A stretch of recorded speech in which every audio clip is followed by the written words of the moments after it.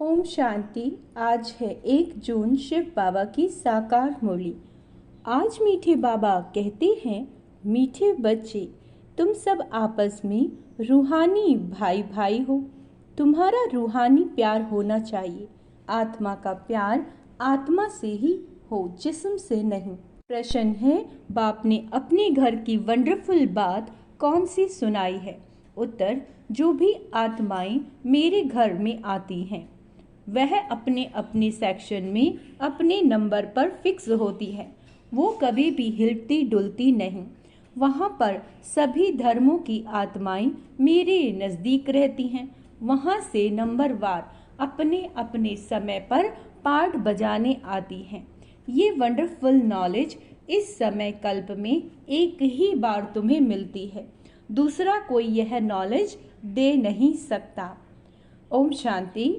बाप बैठ बच्चों को समझाते हैं। बच्चे जानते हैं हम आत्माओं को बाप समझाते हैं। बच्चे जानते हैं हम आत्माओं को बाप समझाते हैं और बाप अपने को आत्माओं का बाप समझते हैं। ऐसे कोई समझते नहीं और ना कोई कभी समझाते कि अपने को आत्मा समझो। यह बाप की आत्माओं को बैठ समझाते हैं। इस ज्ञान के प्रारब्ध तुम नई दुनिया में लेने वाले हो, नंबरवार पुरुषार्थ अनुसार। यह भी कोई सभी को याद नहीं रहता कि ये दुनिया बदलने वाली है। बदलाने वाला बाप है। यहाँ तो सम्मुख बैठे हैं। जब घर में जाते हैं तो सारा दिन अपने धंधे आदि में ही लग जाते हैं। बाप की श्रीमत है, बच्चे कहाँ भी रहते तुम मुझे याद करो।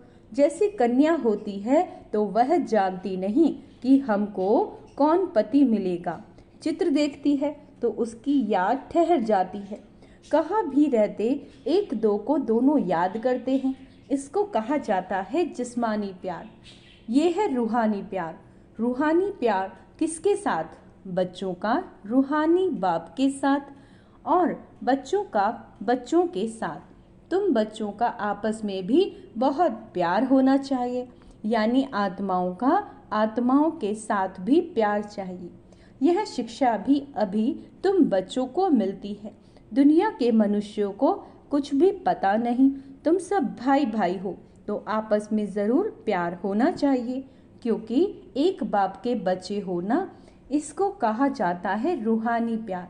ड्रामा प्लान अनुसार सिर्फ पुरुषोत्तम संगम युग पर ही रूहानी बाप आकर रूहानी बच्चों को सम्मुख समझाते हैं और बच्चे जानते हैं कि बाप यहाँ आए हुए हैं।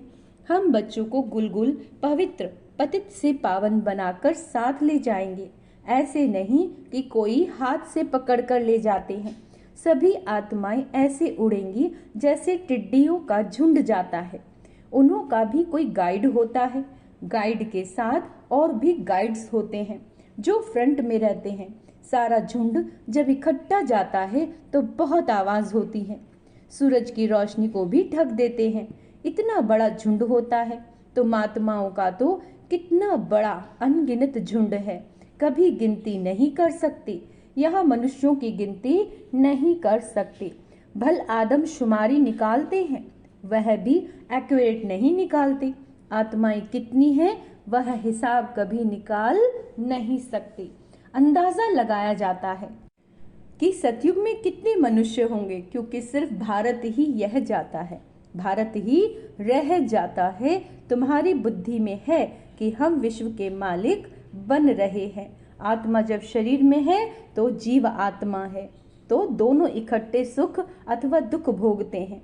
ऐसे बहुत लोग समझते हैं कि आत्मा ही परमात्मा है, वह कभी दुख नहीं भोगती, निर्लेप है। बहुत बच्चे इस बात में भी मूंझते हैं कि हम अपने को आत्मा निश्चय तो करें, लेकिन बाप को कहाँ याद करें।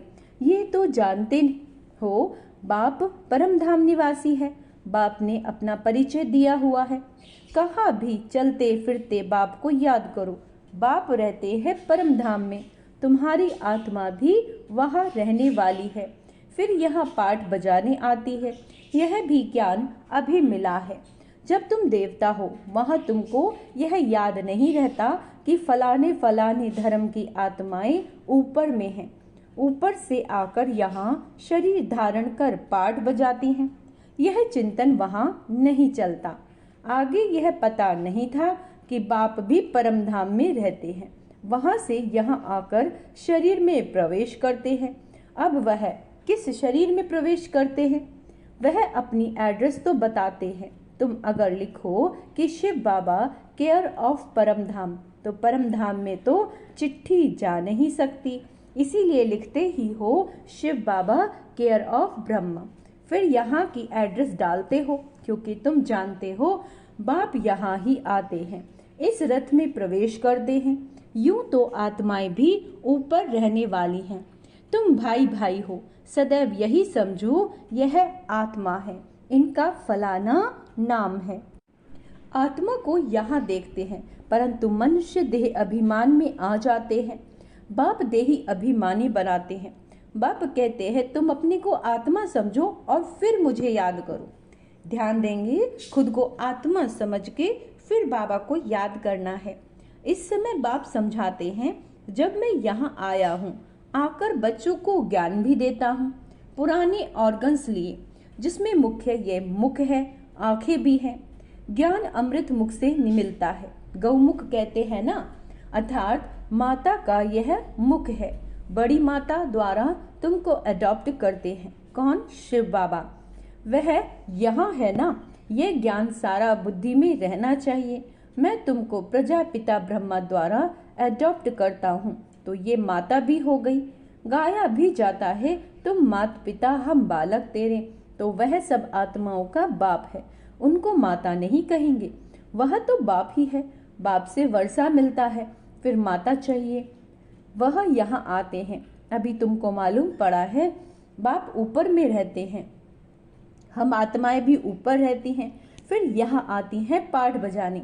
दुनिया को इन बातों का कुछ भी पता नहीं, वह तो ठिक्कर भित्तर में परमात्मा को कह देते हैं, फिर तो अनगिनत हो जाए। इसको कहा जाता है घोर अंधियारा। गायन भी है, ज्ञान सूर्य प्रगटा, अज्ञान अंधेरा विनाश। इस समय तुमको ज्ञान है, ये है रावण राज्य, जिस कारण अंधियारा है। वहां तो रावण राज्य होता ही नहीं। बाबा कहते इसीलिए कोई विकार नहीं, वहां देह अभिमान भी नहीं, वहां आत्म अभिमानी रहते हैं। कहाँ रहते हैं? स्वर्ग में। आत्मा को ज्ञान है। अब छोटा बच्चा है, अब हम जवान बने, अब वृद्ध शरीर हुआ, इसीलिए अब ये शरीर छोड़ दूसरा लेना है। वहां ऐसे नहीं कहते फलाना मर गया, वह तो है ही अमर लोग, खुशी से एक शरीर छोड़ दूसरा लेते हैं।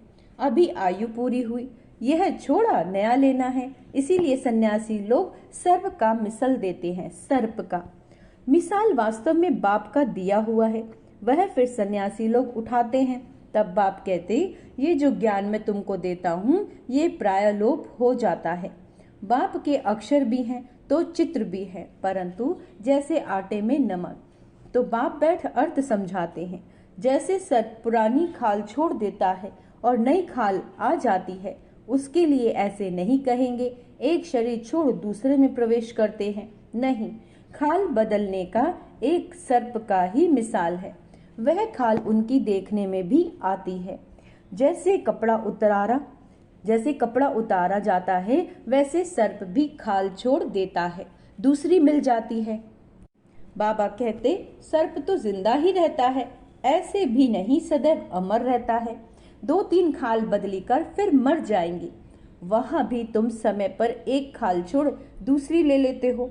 जानते हो अभी हमको गर्भ में जाना है, वहां तो है ही योग बल की बात।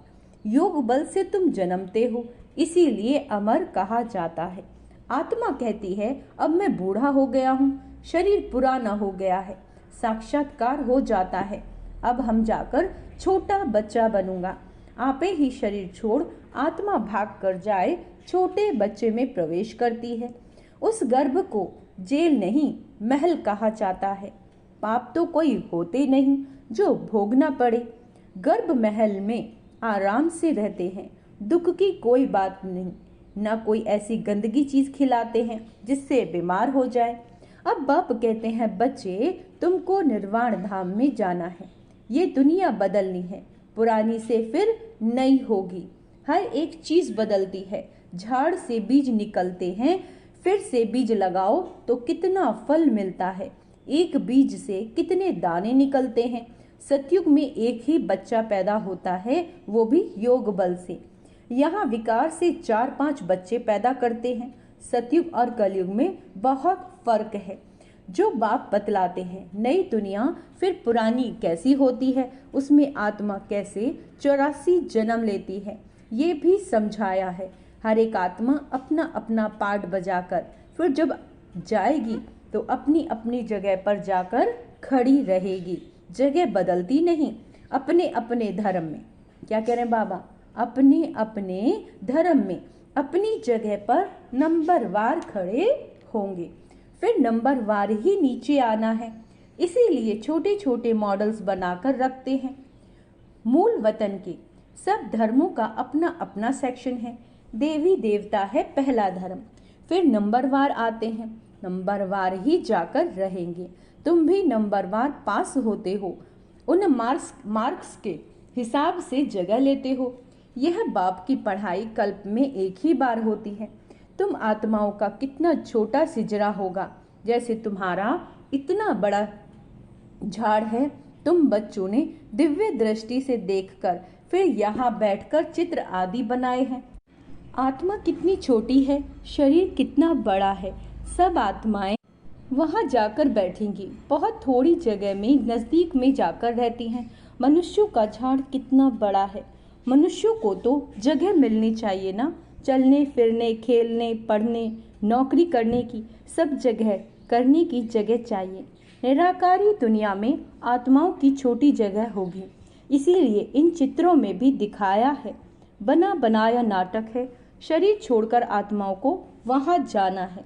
तुम बच्चों की बुद्धि में है हम वहाँ कैसे रहते हैं और दूसरे धर्म वाले कैसे रहते हैं, फिर कैसे अलग अलग होते हैं नंबरवार। ये सब बातें तुमको कल्प कल्प एक ही बाप आकर सुनाते हैं। बाकी तो सभी हैं जिस्मानी पढ़ाई, उनको रूहानी पढ़ाई नहीं कह सकते। अभी तुम जानते हो हम आत्मा हैं। आई माना आत्मा, माई मेरा माना मेरा, ये शरीर है। मनुष्य ये नहीं जानते, उन्हों को तो सदैव दैहिक संबंध रहता है। सतयुग में भी दैहिक संबंध होगा, परंतु वहाँ तुम आत्म अभिमानी रहते हो। यह पता पड़ता है कि हम आत्मा हैं, ये हमारा शरीर अब वृद्ध हुआ, इसीलिए हम आत्मा एक शरीर छोड़कर दूसरा लेते हैं। इसमें मूंझने की भी कोई बात नहीं। तुम बच्चों को तो बाप से राजाई लेनी है, जरूर बेहद का बाप है ना। मनुष्य जब तक ज्ञान को पूरा नहीं समझते तब तक अनेक प्रश्न पूछते हैं। ज्ञान है तुम ब्राह्मणों का, ज्ञान है तुम ब्राह्मणों का। तुम ब्राह्मणों का वास्तव में मंदिर भी अजमेर में है। एक होते हैं पुष्करणी ब्राह्मण, दूसरे सार सिद्धि। अजमेर में ब्रह्मा का मंदिर देखने जाते हैं। ब्रह्मा बैठा है, दाढ़ी आदि दी हुई है। उनको मनुष्यों ने रूप में दिखाया है। तुम ब्राह्मण भी मनुष्य की रूप में हो। ब्राह्मणों को देवता नहीं कहा जाता। सच्चे सच्चे ब्राह्मण तुम हो, ब्रह्मा की औलाद। वह कोई ब्रह्मा की औलाद नहीं। पीछे आने वालों को ये मालूम नहीं पड़ता। तुम्हारा यह विराट रूप है, यह बुद्धि में याद रहना चाहिए। यह सारी नॉलेज जो तुम कोई को अच्छी रीति समझा सकते हो। हम आत्मा हैं, बाप के बच्चे हैं, ये यथार्थ रीति समझकर ये निश्चय पक्का पक्का होना चाहिए। बाबा कहते ये तो यथार्थ बात है। सभी आत्माओं का बाप एक परमात्मा है। सभी उनको याद करते हैं। हे भगवान, मनुष्यों के मुख से जरूर निकलता है, परमात्मा कौन है ये कोई भी नहीं जानते, जब तक कि बाप आकर समझाए। बाप ने समझाया, ये लक्ष्मी नारायण जो विश्व के मालिक थे यही नहीं जानते थे, तो ऋषि मुनि फिर कैसे जान सकते हैं। अभी तुमने बाप द्वारा जाना है। तुम हो आस्तिक, क्योंकि तुम रचयिता और रचना के आदि मध्य अंत को जानते हो। कोई अच्छी रीति जानते, कोई कम। बाप सम्मुख आकर पढ़ाते हैं, फिर कोई अच्छी रीति धारण करते, कोई कम धारण करते। पढ़ाई बिल्कुल सिंपल भी है। बड़ी भी है। बाप में इतना ज्ञान है जो सागर को स्याही बनाओ तो भी अंत नहीं पाया जा सकता। बाप सहज करके समझाते हैं। बाप को जानना है, स्वदर्शन चक्रधारी बनना है। बाप को जानना है, स्वदर्शन चक्रधारी बनना है बस। अच्छा, मीठे मीठे से केला दे बच्चों प्रति माता पिता बाप दादा का याद प्यार और गुड मॉर्निंग। रूहानी बाप की रूहानी बच्चों को नमस्ते। हम रूहानी बच्चों की रूहानी बाप दादा को याद प्यार गुड मॉर्निंग, नमस्ते मीठे बाबा, शुक्रिया बाबा, शुक्रिया। आज का धारणा का मुख्य सार है, सदा याद सहज बनी रहे। सदा याद सहज बनी रहे, उसके लिए चलते फिरते ये चिंतन करना है, हम आत्मा हैं, परम धाम निवासी आत्मा यहाँ पाठ बजाने आई है। बाप भी परम धाम में रहते हैं, वह ब्रह्मा तन में आए हैं। सहज याद रखना है ये चलते फिरते। जैसे रूहानी बाप से आत्मा का प्यार है, ऐसे आपस में भी रूहानी प्यार से रहना है। आत्मा का आत्मा से प्यार हो, शरीर से नहीं। आत्मा अभिमानी बनने का पूरा अभ्यास करना है। वरदान, हद की कामनाओं से मुक्त रहे, सर्व प्रश्नों से पार रहने वाले सदा प्रसन्न चित्त भव। फिर से सुनो, हद की कामनाओं से मुक्त रहे, सर्व प्रश्नों से पार रहने वाले सदा प्रसन्न चित्त भव। जो बच्चे हद की कामनाओं से मुक्त रहते हैं, उनके चेहरे पर प्रसन्नता की झलक दिखाई देती है। प्रसन्न चित्त कोई भी बात में प्रसन्न चित्त नहीं होते। वो सदा निस्वार्थ और सदा सभी को निर्दोष अनुभव करेंगे, किसी के ऊपर दोष नहीं रखेंगे।